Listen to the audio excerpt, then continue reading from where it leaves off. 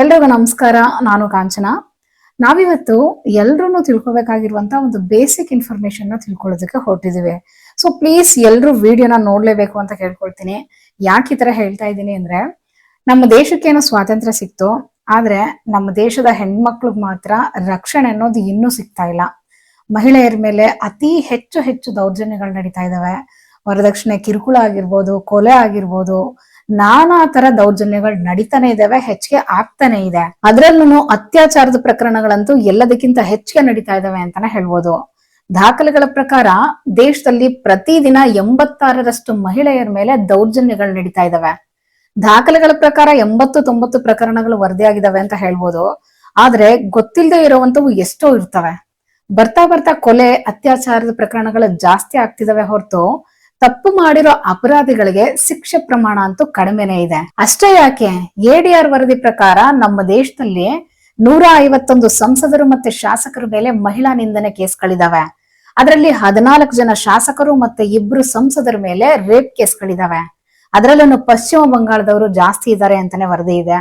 ಅದೇನೋ ಹೇಳ್ತಾರಲ್ಲ ದೊಡ್ಡವರು, ಬೇಲಿನ ಎದ್ದು ಹೊಲ ಮೇಯ್ತು ಅಂತ, ಹಂಗಾಯ್ತು ಇದು. ಅದಕ್ಕೆ ಹೇಳೋದು, ವೋಟ್ ಮಾಡ್ಬೇಕಾದ್ರೆ 100 ಸಾರಿ ಯೋಚನೆ ಮಾಡಿ ಒಳ್ಳೆ ವ್ಯಕ್ತಿನ ಆಯ್ಕೆ ಮಾಡ್ಬೇಕು ಅಂತ. ಪ್ರತಿದಿನನೂ ಎಷ್ಟೋ ಕೊಲೆಗಳು, ಅತ್ಯಾಚಾರದ ವಿಷಯಗಳನ್ನ ಕೇಳ್ತಾನೆ ಇರ್ತೀವಿ. ಪ್ರತಿದಿನನೂ ಒಂದಲ್ಲ ಒಂದ್ ರೀತಿ ಮಹಿಳೆಯರ ಮೇಲೆ ದೌರ್ಜನ್ಯಗಳು ನಡೀತಾನೆ ಇದಾವೆ.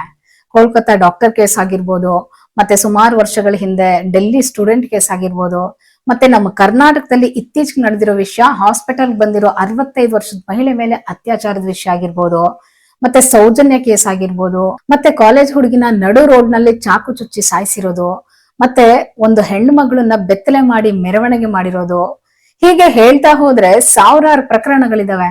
ಚಿಕ್ಕ ವಯಸ್ಸಿನ ಎಳೆ ಮಕ್ಕಳನ್ನು ಸಹ ಬಿಡ್ತಾ ಇಲ್ಲ ಅಂತ ಕೆಟ್ಟ ವ್ಯಕ್ತಿಗಳಿದ್ದಾರೆ.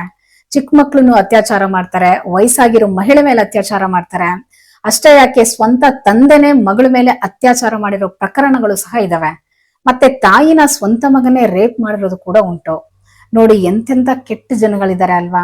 ಅದಕ್ಕೆ ಹೇಳೋದು, ಪ್ರತಿ ಮನೆಯಲ್ಲೂ ಹೆಣ್ಮಕ್ಳುಗಳಿಗೆ ಹುಷಾರಾಗಿರೋದಕ್ಕೆ ಹೇಳ್ಕೊಡಿ.